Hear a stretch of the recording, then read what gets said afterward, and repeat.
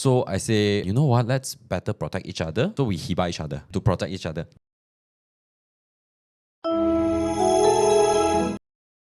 Like what you mentioned just now, Seth, is like talking about from me to we. It still came back to the keywords that I mentioned: commitment and responsibility. Yes. Because it's a long-term commitment. But the thing is, from the financial, from the protection side, right? How can we really do that? And then, to be honest with you, there's a lot of people out there that they are running away from these questions because somehow it's a huge decision. Can be quite overwhelming. Because I understand the struggles of young families when it comes to financial protection. Because my circles are mostly young families, and then I know with the cost of living nowadays, right? A kindergarten can easily cost up to 10K a year. You know, this is just like for the school fees. You know, sometimes there's additional. Teachers say, tomorrow we got outing lah. This and that. You are like, shit, money again. So it can be a very huge decision to make at the time because you need to allocate money with the budget. So there's a budget constraint in the young families. I want to ask, during your time, right, when you started, entering into these life stages, how do you face it and what do you do about it? Like what I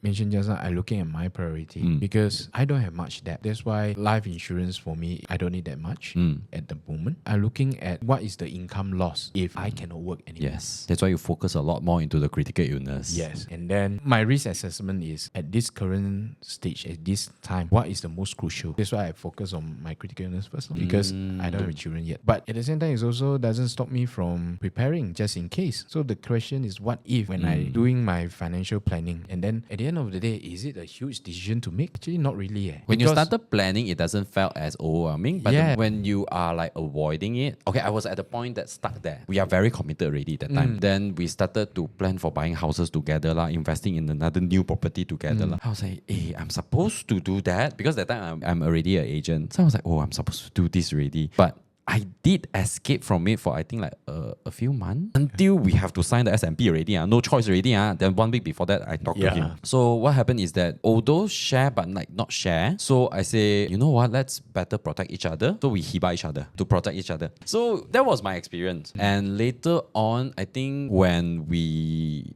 started to live together, we realized that our first HIBA policy is not sufficient anymore. We wanted more protection. So that's where we sign up another. So now I die, those people that I love, they will become very rich. It's good. I think because for us to talk about this is way easier because we understand. So at the end of the day, if we do the planning ourselves, in the end, it doesn't become that overwhelming. And so we started little by little. Like just now we mentioned small policy. So budget constraints can be solved when we get the priority right as a family. And then we can be overwhelmed by choices. You need life, you need critical illness, you need medical, you need personal accident, you need education plan and whatever. All sorts of things. Because I understand that when we as a customer, when approached by an agent will try to sell you everything. A disclaimer, a big disclaimer. Not us. Not us. I won't hard sell you on the sales because I know that is going to make you very uncomfortable. But I will hard sell you so that you are aware of your current situation. We hard sell on the solution. So you can get overwhelmed by choice. And then you don't know how to ask the right questions, which is important. And then if we don't know how to ask the right question, right, sometimes it's very hard for agent to actually guide also. So the job of us as an agent is continue to fact find and then trigger, actually you need this, actually you need this. So if you can sit down properly, looking at your choices and then speak to the agent, especially me and Seth, you won't be overwhelmed. Because why? We focus on the gap, on the protection gap that you need. So if any of our viewers out there, if you have any problem with this, right, do let us know. You can DM us, you can WhatsApp us with the number on the screen. We will help you to go through this stage.